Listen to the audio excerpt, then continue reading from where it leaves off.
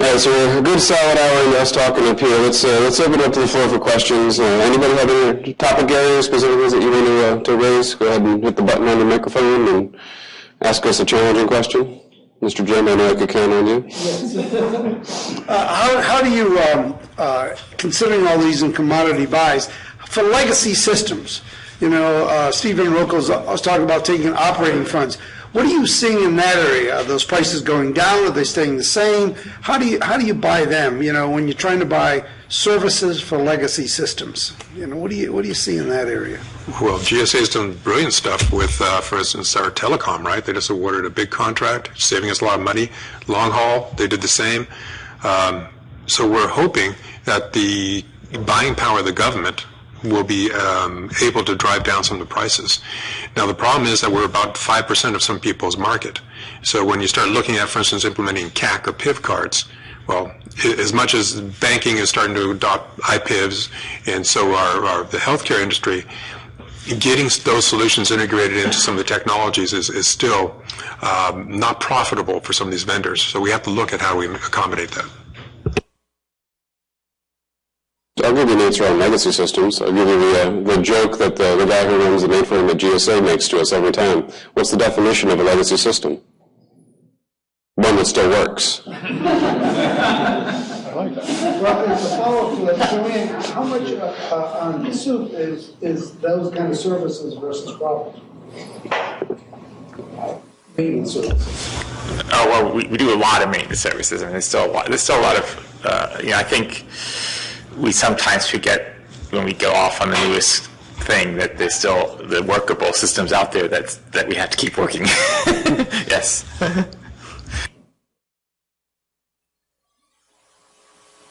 Microphone questions? Right there. Earlier you talked about solutions at the best price. Do you believe that given the budget cuts and how things are today, that the use of vehicles, GSA vehicles or NASA SOUP is the best way to get the best price? Best way to get best prices through competition. And I know that you probably have never heard this over at SOUP, Joanne, so let me... the prices that you see on NASA SOUP, I would assume, and I know for a fact the prices that you see on GSA schedules is the equivalent of the suggested retail price for federal customers. That is not the price that agencies get when it comes to competing, whatever it is, based on the requirements that they have. So, so let's take that one step further, too, in terms of price, because every taxpayer is concerned about how much the federal government spends on certain things. The best way to consolidate and to do sort of a shared services scenario is if agencies share requirements. And so I know Steve Van Rokel and everybody else has been, and I know for a fact over at DHS, they've been working very hard to address those, not only procurement silos, but those technology silos, so that everything that you have is not necessarily niched to where it is that you're going to go. So those are the two caveats that I guess I have in terms of price. So I've hired about 20 new people in the past year because of the increase in interest and usage of our contracts. And I think that that's just going to continue based on what we're seeing, because what we provide the agency customers is they don't have to set up the infrastructure of a contract. They don't have to spend their acquisition dollars on that. And more and more of them are seeing that piece of it, not so much the IT costs. That's also important, but there's also just the issue of why do you go to GSA or NIH or SOUP is because we've already done a lot of the work. It's taking, when people say, why do I have to pay a fee to use you? It's like, well, I'm spending 2 years to do the recompete for SOUP 5. So you don't have to, you, the other agency, don't have to do all that work. So everything's already set up. And once they see that, and if they're spending more time at the higher level saying, how can I get the best bang for my buck? And then they're coming to the GWACs and using them more. So I think that's going to increase it. And then having especially for the GWAC piece of it, where there's a set number of contract holders that is limited, has an advantage. The disadvantage is maybe a little less competition, but the advantage is those companies can leverage their supplier chain for pricing, for better pricing. So we'll often hear that, well, if I'm in this set of contracts, I can lower my costs. One of my goals, from the program point of view, is to lower the cost for industry, and that should be a goal, because if I lower the cost for industry, that should hopefully lower the cost to the government customer. So we try not to burden industry by being a part of the program. We try to actually lessen it, and that feedback can help too, and hopefully that gives them a reason to use us. Ultimately, we exist fully on the basis of whether our customers want us to exist, because that's where my budget comes from. So I'm there as a business basically to support what the customer needs and get them the best price. And sometimes that's very difficult to show agencies, and you're saying, I mean, it's amazing how similar we are. Rarely are transaction costs associated with what it is that an agency's doing. So I could save 2 cents by doing it myself. Well, for goodness sakes, you just spent the equivalent of $2.50 in order to do it yourself, so you're actually short $2.48. Yes. Doing that math sometimes challenging. Well, and we have some agencies that will say, well, I do it for free, so can you do it for free and do all the services you give us?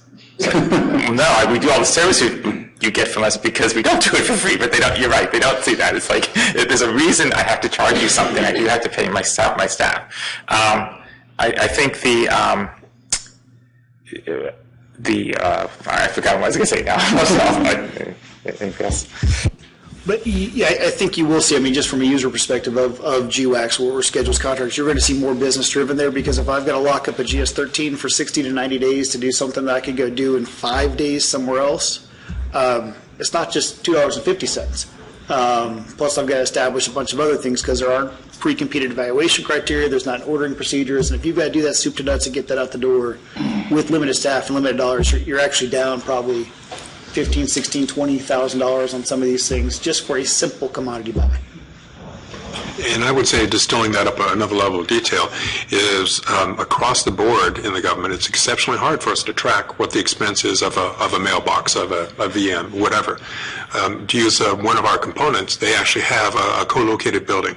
The data center's on the lower floor, people on the upper floor. So the guards around the building, the utility coming into that building, isn't divided up. It goes into a different pot run by an admin shop, right? The actual machines themselves are bought by the individual programs. So how do I compare my cost of a VM versus that cost of VM, since it's cost probably spread across 10 to 15 different buckets? There's no easy way to do that math, and if you guys come up with it, I pay you a fortune, because GAO, OMB, and all are trying hard for us to come up with numbers on before and afters, and that's very hard to come up with. I also want to make there was something, I forget which of us said this about the cross-agency. I think we have to be careful about moving too fast across agencies, because I don't think agencies themselves have it together yet. I think that's always a concern of mine, is when people, I'm always against monolithic answers, and so even within an agency, and there are, if you look at Interior, you have Park Service, but you also have, this service, that service, and even at NASA, we have each research center has its own little culture and reason to be, and goals to meet that can change the IT that they need to accomplish it. So there is commonality, but to say that it's all common, and that goes back to the whole commodity thing. Just it's not all. The commodity only works almost in an instant. In the next instant, there's a new commodity out there that serves a different purpose. So, looking for some feedback and candid coaching on an issue I think that we've created. So, but let me lay the context of the question. It's in the form of not commodity in cloud services, but more commodity in the CapEx, reverse auction type contract that we have today in the environment that we're using today. And when my customers, my agencies, work with industry for their market research, right, to help shape requirements on what industry can do, especially in the form of architectures, right, whether that's a data center architecture or network architecture. They're creating a long-term vision, anticipating capabilities on those investments. So, Joanne, like I know you joked that, hey, I only have $1 million. Well, that's a reality in all of our agencies. They're trying to chunk. We never have enough money to sort of throw out and get it all done, right? But they're making gradual investments on a long-term plan. And I think that works pretty well. I really do. But when it comes to the acquisition strategy, what oftentimes I see is that there's fear in a lot of COTARs and IT in terms of writing requirements, where they feel a commodity contract, they have to strip out all of those requirements to make it, they sort of genericize what they're trying to accomplish within their infrastructure. And so, number one, what's your comment on, is that an unintended consequence? Because there is an element, I've heard it in different themes this morning, of what's best value. And best value is anticipating long-term needs and support costs. But I think there's fear within the agencies of trying to put that in the requirements, or maybe a lack of knowledge on how to put that in a requirement. And so they tend to make very tactical decisions, which could end up costing more money in the long run, whether it's a mixed-use environment, supporting their future needs. I mean, I can give you a half dozen of real-life examples. So what's your coaching about? Is that an intended or unintended consequence? And what do I do as a better steward of the taxpayer dollar, working with my agency to get them to support so that they can leverage that market research from industry? One is that I think the thing we learned firsthand was that unless you know exactly what you're going to buy, you will not do a good job creating that SOO or the SOW or the performance work statement.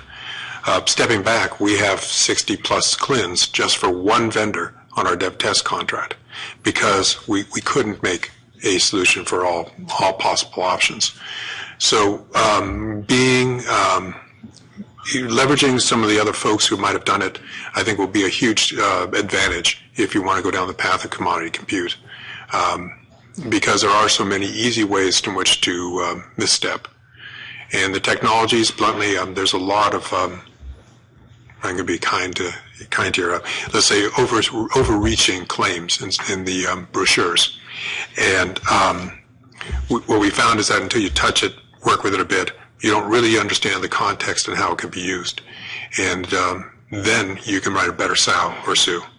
We went with SOOs because we intended to evolve and keep it focused in on results, not necessarily telling them what to do, because that's obviously an instance in time. So I don't have to sort of directly address your question, but as you were talking, I was thinking about the fact that we had ACT-IAC, and one of the nice synergies of ACT-IAC is bringing industry and government together. In government, one of the big gaps is technical and contracting, and it still remains a major gap. And I always say one of the reasons I think super successful is it combined the two from the very beginning. The folks who started it came from both ends, and they had a common goal. But coming from the technical world and looking at the procurement world and going out and training folks, that gap is still there. The technical person doesn't want to hear lowest price. They want to hear, I'm going to get the best value. The contracting person typically has a lot of pressure on them to do lowest price, and whether it's by the agency or their procurement shop or their background. And there's still a big gap there between the two. So the technical person is going to do their best to make it so that only one person can bid so that they can get what they want, and the contracting person is going to do their best to get the pricing that may not get them what they want.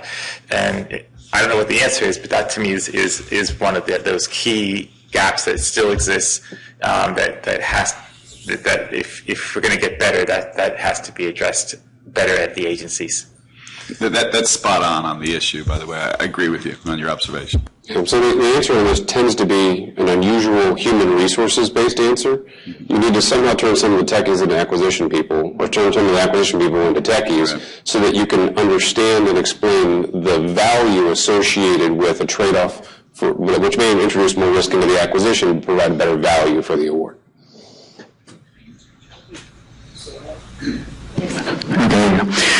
So I want to tie back to the comments around brokerage. And I came in partway through that discussion. Apologize for being a little delayed. So if you covered this, just let me know. But in terms of the brokerage model, there's a variety of different ways, I guess, to engage that kind of a structure. You know, there's schools of thought where a brokerage model would logically be set up as a kind of a cost-plus engagement with a fixed price for the services offered through that model. And the alternative would be looking at something, or an alternative might be looking at a structure that would enable more of a performance-based engagement where the broker is accountable for coming back and offering some kind of unique or differentiated ways that they can bring value back to the ordering agency.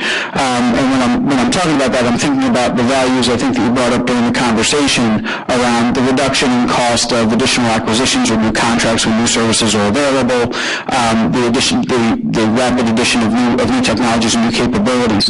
So I wanted to ask the panel, what are your visions for the proper structure of a brokerage model, given that this is where essentially our industry is going, is this technology, acquiring technology as a service. What do you see as being the fundamentally best practice model for setting up a broker-type contract?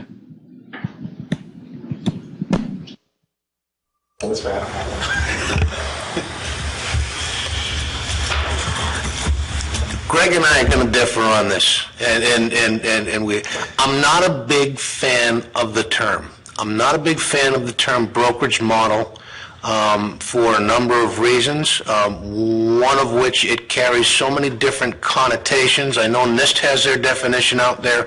I know Gartner kind of plays around with that definition out there. I know people that consider themselves brokers and say that they do this and that. It's just, to me, a very confusing and undefined term. If you look at instead at what is the problem and what is the